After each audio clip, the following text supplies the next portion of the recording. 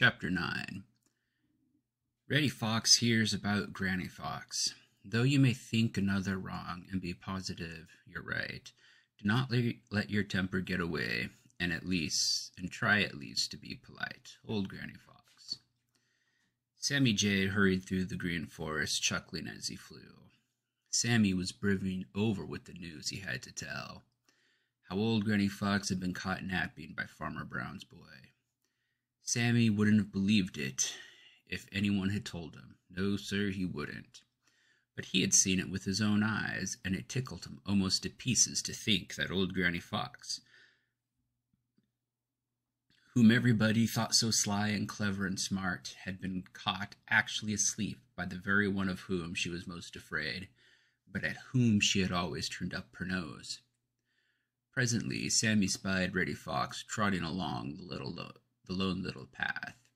Reddy was forever boasting of how smart Granny Fox was.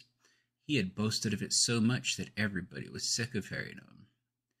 When he saw Reddy trotting along the lone little path, Sammy chuckled harder than ever.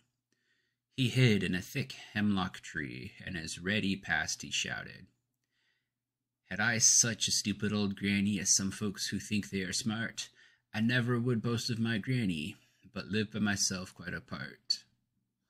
Reddy looked up angrily. He couldn't see Sammy Jay, but he knew Sammy's voice. There is no mistaking that. Everybody knows the voice of Sammy Jay. Of course, it was foolish, very foolish of Reddy to be angry, and still more foolish to show that he was angry.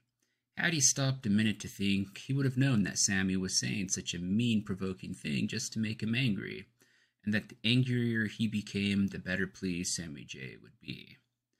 But like a great many people, Reddy allowed his temper to get the better of his common sense.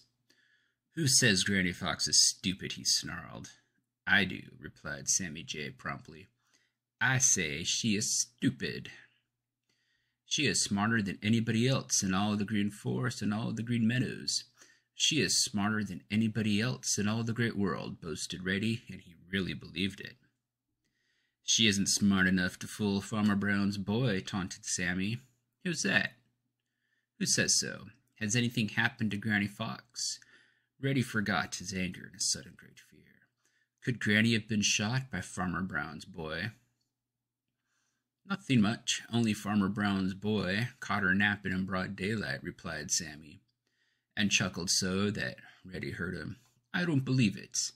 I don't believe a word of it. Nobody ever yet caught old Granny Fox napping, and nobody ever will." "I don't care whether you believe it or not. It's so, for I saw him," retorted Sammy Jay. You, began Reddy Fox. "Go ask Tommy Tit the Chickadee if it isn't true. He saw him too," interrupted Sammy Jay. "Dee-dee-dee-dee, Chickadee.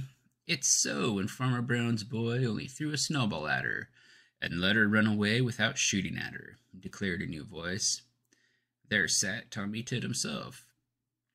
Reddy didn't know what to think or say. He just couldn't believe it, yet he had never known Tommy Tit to tell an untruth. Sammy Jay alone he wouldn't have believed. Then Tommy Tit and Sammy Jay told Reddy all about what they had seen, how Farmer Brown's boy had surprised old Granny Fox, and then allowed her to go unharmed. Reddy had to believe it. If Tommy Tit said it was so, it must be so. Reddy Fox started off to hunt up old Granny Fox and ask her about it. But a sudden thought popped into his red head, and he changed his mind. "I won't say a thing about it until some time when Granny scolds me for being careless," muttered Reddy with a sly grin. "Then I'll see what she has to say. I guess she won't scold me so much after this." Reddy grinned more than ever, which wasn't a bit nice of him. Instead of being sorry that old Granny Fox had had such a fright, he was planning how he would get even with her when she should scold him for his own carelessness.